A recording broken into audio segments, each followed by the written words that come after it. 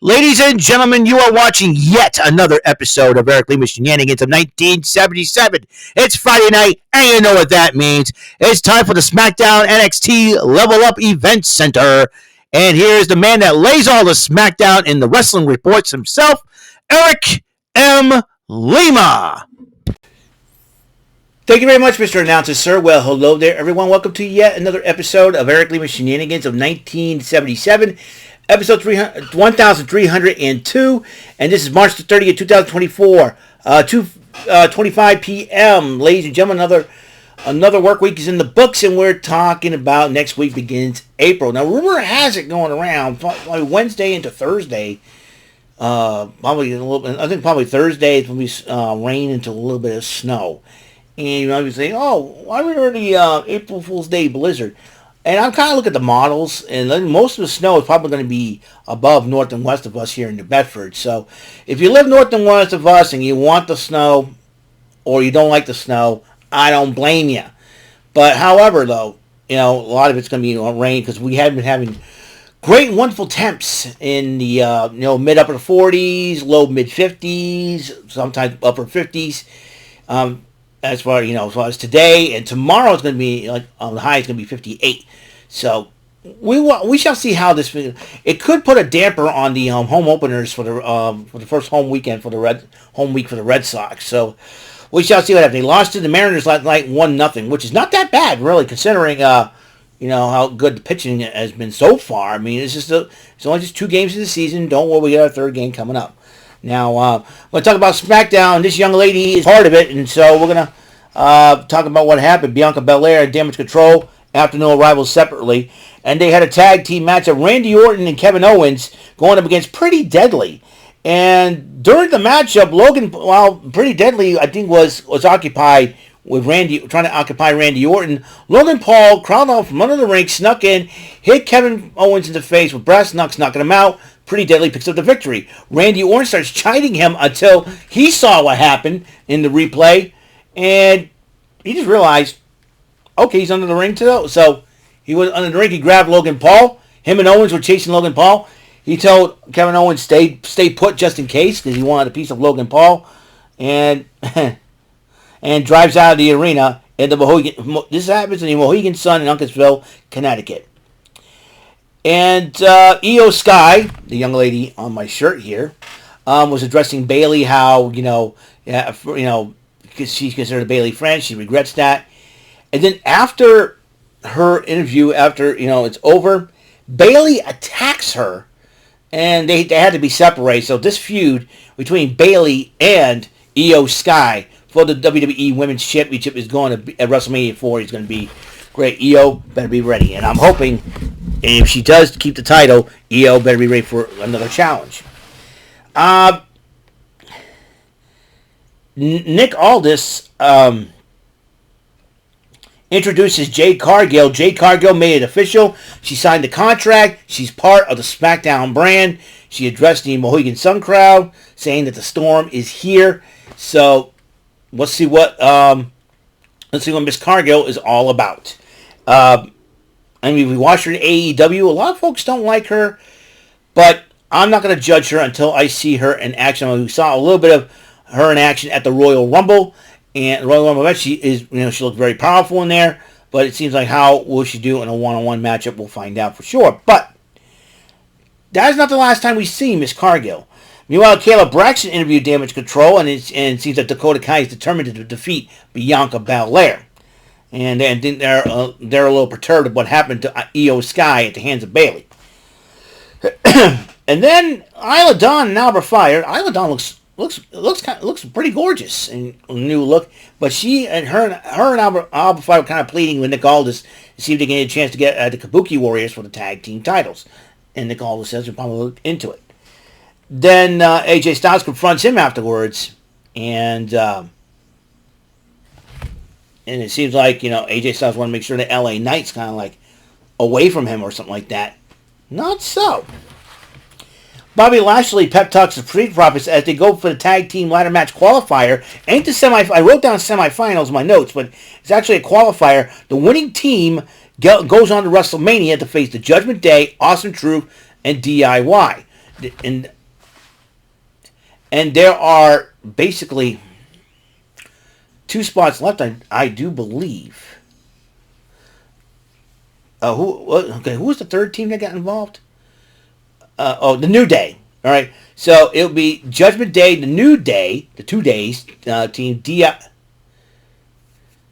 and DIY and Awesome Truth. 4 of the 6 teams. That means these 2 teams, whoever wins these matchups, go to WrestleMania.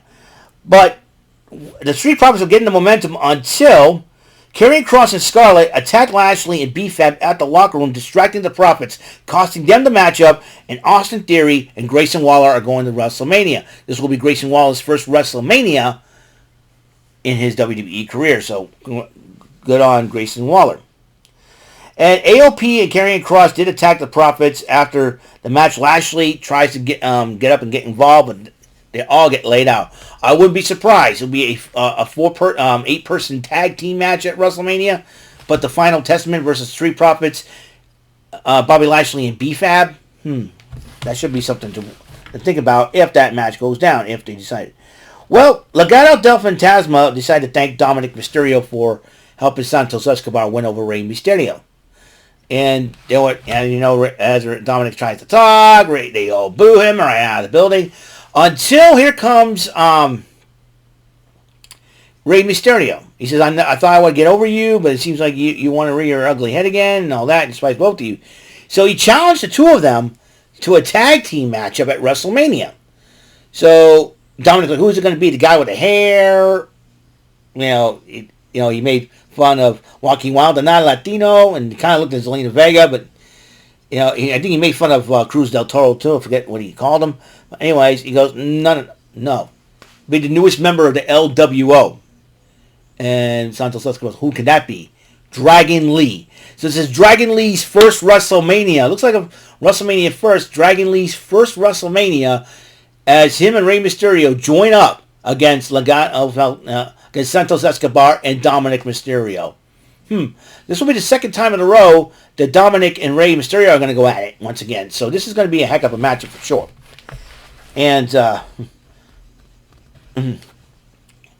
so both factions were brawling, and LWO stands tall with Dragon Lee as their newest member. Dragon Lee and Rey Mysterio are going to be a heck of a team. You watch. Bianca Belair was talking to Naomi. Naomi was pep talking Bianca Belair. She gets ready for her matchup against Dakota Kai of Damage Control. And Judgment Day talk about how important WrestleMania is. Miscommunications going all around. Is Dominic, why didn't you tell us about this and all that? Well, Dominic's personal vendetta against his dad is really going to hurt Judgment Day. Dominic's now got roped into this. And so he goes, I think I need to go see the doc. I'll tell you what the medical field is. Is there something you're not telling? They're trying to talk to Rhea Ripley. Is there something you're not telling us and all that? And everybody's forgotten that the fact is that Damian Priest is still the Money in the Bank holder. When is he going to cash that sucker in? I think Damian Priest, is trying to speed things up. I think the Judgment Day's held him back for far too long for holding that briefcase. He's got to cash it in, or else he's going to lose it out on that. Because right now, I think Damian Priest is the longest record holder so far of the Money in the Bank briefcase. I think. I'm not so sure. Then you got the other matchup, the New Catch Republic versus Angel and Humberto of Legado del Fantasma. And because of the brawl they had with the LWO, New Catch Republic are going to WrestleMania. I do believe this is Pete Dunne's first WrestleMania underneath Pete Dunne. This is Tyler Bates' first WrestleMania. So he's got to be excited about that. So a lot of WrestleMania first. You got DIY's first WrestleMania, Grayson Waller's first WrestleMania. What else? And New Catch Republic's first WrestleMania, Dragon Lee's first WrestleMania. A lot of WrestleMania first for some of the superstars. I'm really excited. AJ Styles addresses LA Knight. As you know, they're going to go at WrestleMania. It's LA Knight's first WrestleMania. Crazy. And Knight disguised himself as one of the stagehands and attacked Styles. And Knight dresses Styles after the fight. And then Tiffany Stratton kind of promo on being one of the most insane athletes.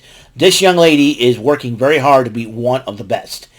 Watch her and watch her in the future. I think she's going to be a future leader in the women's division on SmackDown, unless the draft comes up and that changes things. Who knows for sure.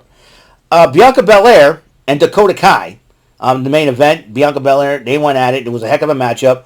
Belair won the match just in time. The Kabuki Warriors did come in a tad too late. They started attacking Belair. Here comes Naomi. She gets involved. All three were stomping on Bianca Belair, and here comes Jade Cargill. I told you we were not heard the last of her. Jade Cargill comes up, throttles all three ladies, and hits Kairi Sane with her variation of the glam slam, and she calls it the jaded butt.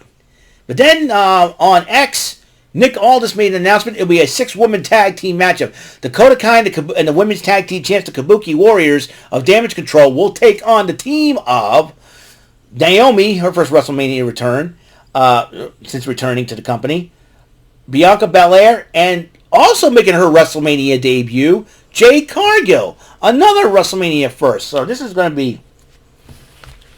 be awesome. All right, NXT Level Up. Carly Bright, the newcomer, Kendall Gray, took on Lash Legend and Jakara Jackson. And Metaphor, Legend, and Jackson ended up picking up the victory there. Sarah Schreiber interviewed Hank Walker and Tank Ledger, and then Tyreek Igwe and Tyson DuPont interrupt them and say, hey, let's go a wager. If we lose, we'll give you it. And Hank and Tank goes, if we lose, I'll give you the meatloaf recipe. If you guys lose, give us your boots. They said, fine, it's a deal. So, another matchup, Javon Evans took on Scripps of OTM. Javon Evans picked up a huge upset over the high-flying superstar. Meanwhile, the main event, Hank and Tank, Hank Walker and Tank Ledger took on the team of Tyreek Igwe and Tyson DuPont. Hank and Tank won. That means they get the boots. But not only that, both teams, though, shake hands after the matchup and sportsmanship. I thought it was super cool. Alrighty then, so that is all the time we have on this show. I want to thank everybody for tuning in. Next episode, we're going to talk about what happened on Rampage last night as well. So I'm getting that out. So until the next episode comes rolling around, episode 1302 of Eric Lima Shenanigans in 1977. That's all the time for this episode. Until the next episode comes rolling around, Mr. Announcer, take us home.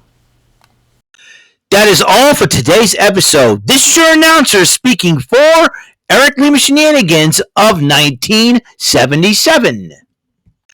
A Big Beefy E, doing for Bob Saget Productions, and in association with a Raven Bofa Telepictures and Distribution. Thank you for watching today's episode. Tune in next time for another episode of Eric Lima Shenanigans of 1977. Goodbye for now.